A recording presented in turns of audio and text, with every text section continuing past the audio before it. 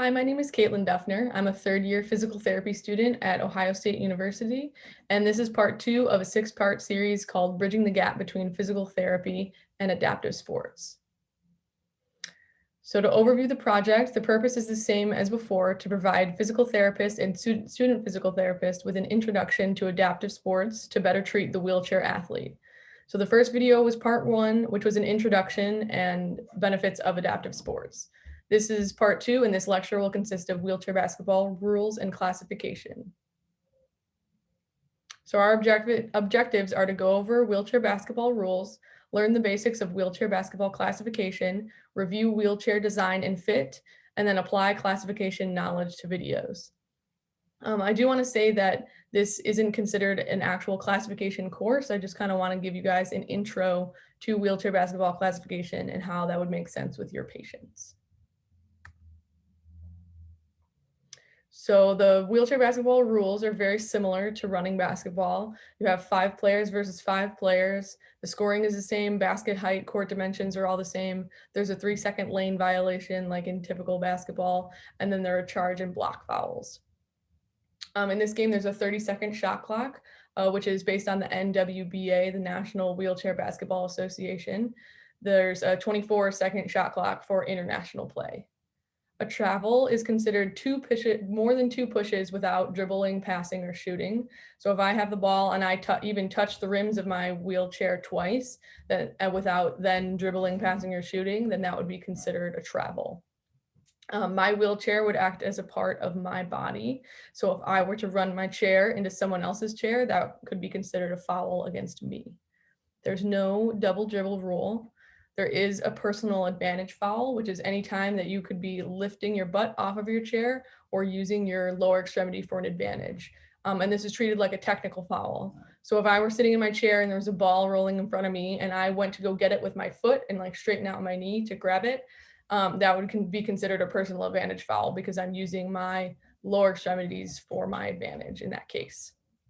And then the last one, the total sum of player classifications has to be less than or equal to 14 at all times.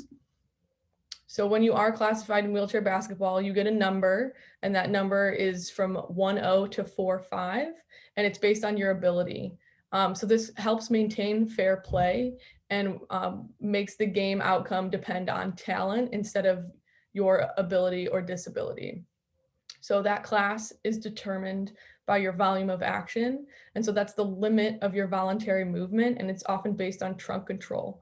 So if I'm sitting in my chair and I can move this way, my hands are up, I'm not using my chair or my arms, and I can do all these directions and twist, then that means I have a big volume of action. The space in which I move is large. If I were to have a higher spinal cord injury and I didn't have that active trunk control, my volume of action would be very small. I wouldn't really be able to twist and I wouldn't be able to move my trunk actively. So I would have a small volume of action.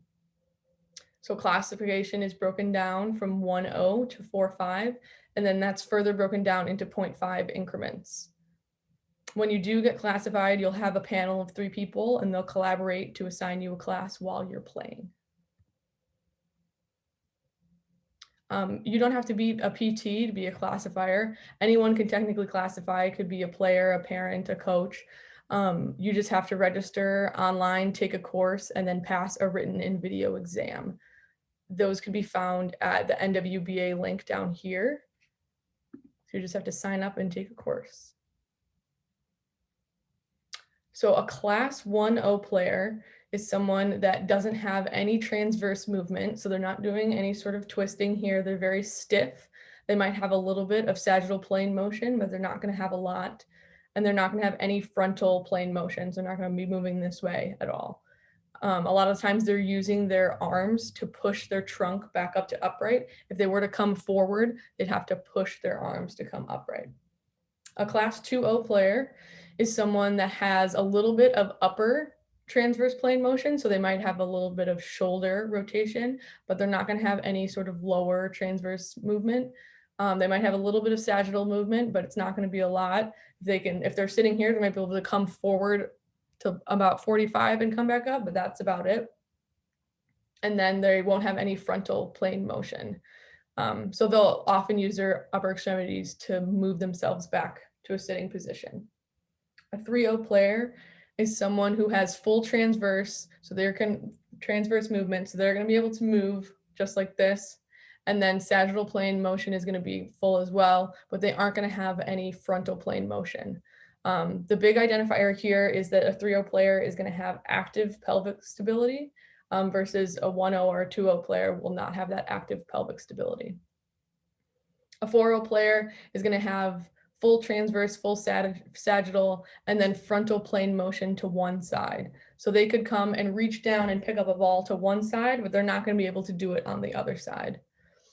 And then a 4-5 player is someone who has full transverse, sagittal, and frontal plane motion. So this table specifically refers to active controlled movement.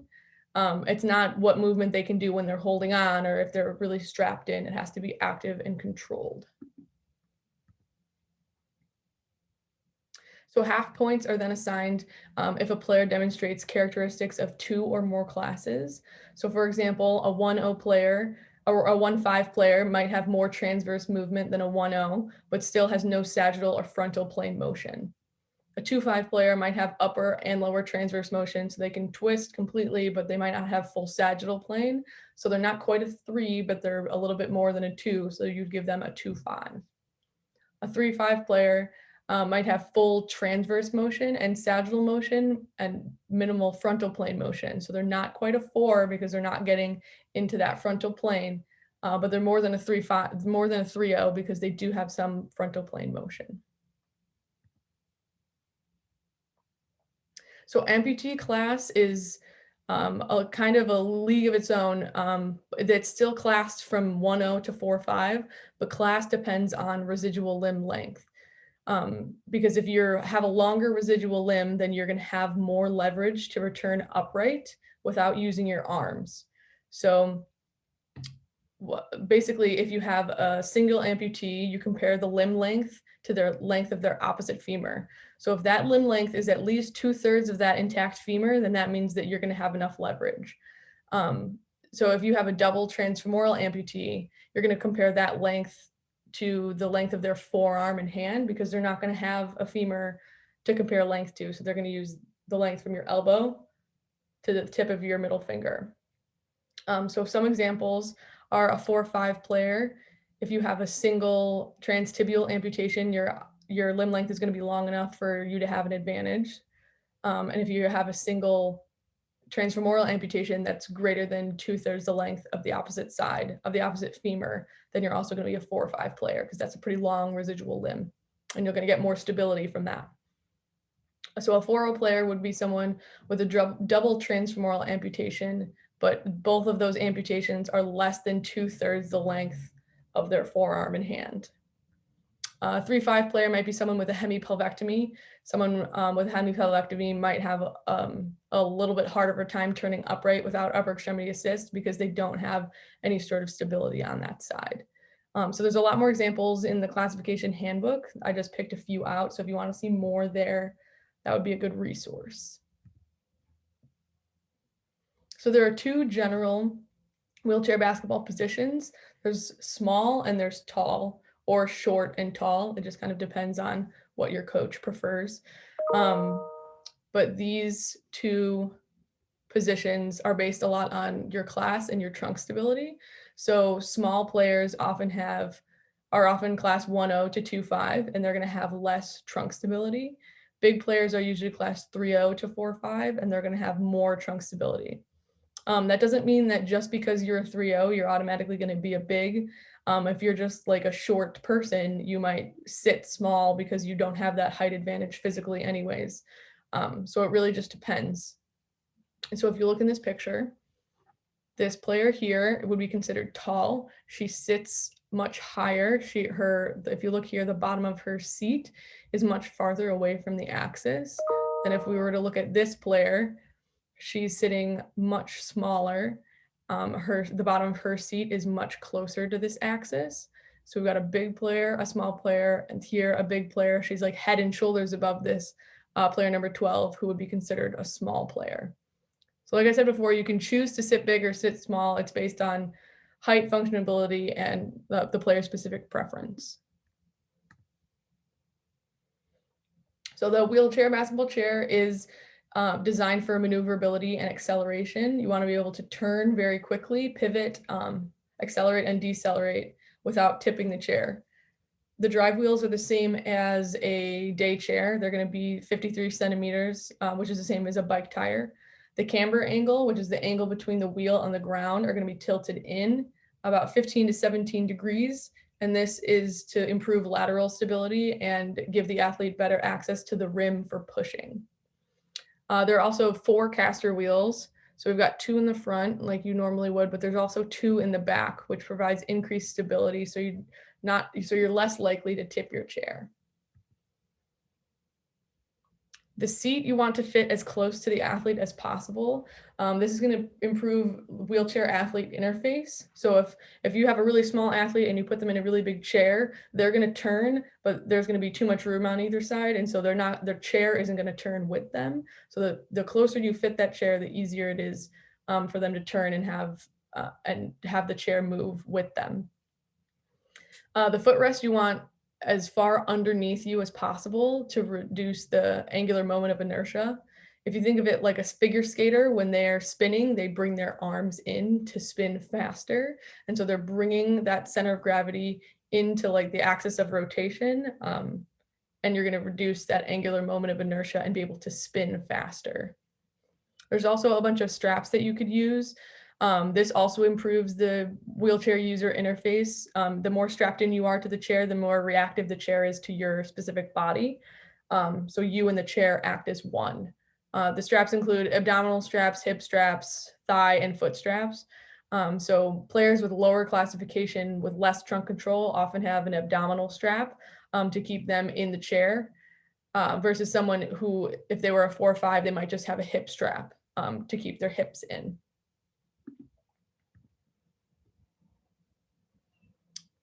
So the fit is going to differ a little bit for class as well. So if you see this player here, she's a class 1O on the left. She has a very big dump angle here. So you can see that her knees are higher than her hips. She also has a high chair back. It almost comes up to her ribs because she doesn't have that active trunk control. She needs that passive support from the chair. The dump angle also helps because she doesn't have active pelvic control. And her feet are very far underneath the chair. If you look at this player on the right, he's a class 4-5. He has a level, or actually he has a reverse dump angle. So if you look at his hips are actually higher than his knees, which is a dead giveaway that he has to have some sort of active pelvic stability, because if he didn't have active control, he'd be falling over. He also doesn't have any sort of a chair back, and that allows him to reach back and kind of grab a pass or block a shot behind him. So that chair back isn't getting in his way because he does have active trunk control. And then if you look at his feet, they're also staggered. So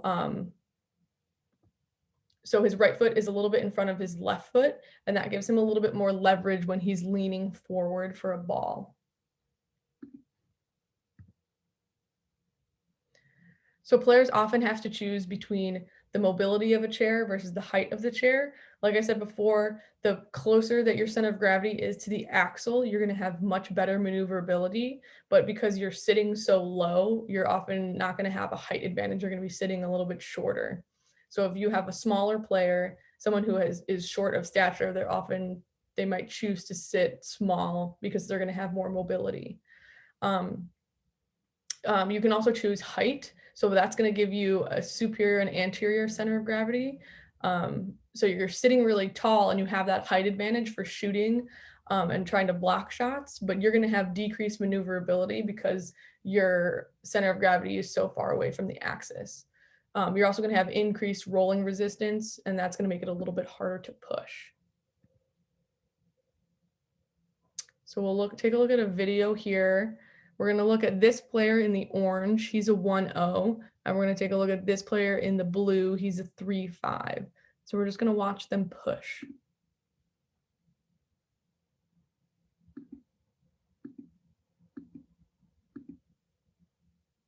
So you can see this The player in the blue is getting a lot of trunk flexion. The player in the orange is not getting any sort of trunk flexion. He's very stiff. He has to reach back far on the wheels in order to gain access to the rim instead of flexing forward and gaining access there. He also has increased lordosis, which you can see there. He's super lordotic. I know his diagnosis, he has a spinal cord injury, but he's using that lordotic passive stability because he doesn't have that active stability.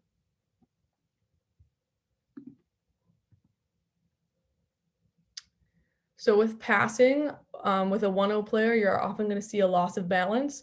With passing, they're going to have two hands obviously on the ball most of the time. And so it's very obvious that they don't have that control because their hands aren't helping them out on the rim. So if we look here, the video on the left, we're going to look at this player in the blue. She's going to get the rebound, pass, and then immediately fall to the left because she doesn't have active control and she falls that way. In this video, we're going to be looking at this player in the orange here. So he gets a rebound, passes it, immediately falls to the right because he doesn't have active trunk control. Catch, pass, fall to the right. For shooting, it's going to look similarly. If you're shooting a ball, you're pushing all of your momentum this way, so your trunk is going to often fall backwards if you don't have that trunk control. So the first player here is a 3-0, which means that she has active pelvic stability. And so when she shoots, she's going to leave her hands in the air and she's stable. She didn't lose her balance at all. This player is a 4-5, shoots, doesn't lose her balance. This player loses her balance to that left side.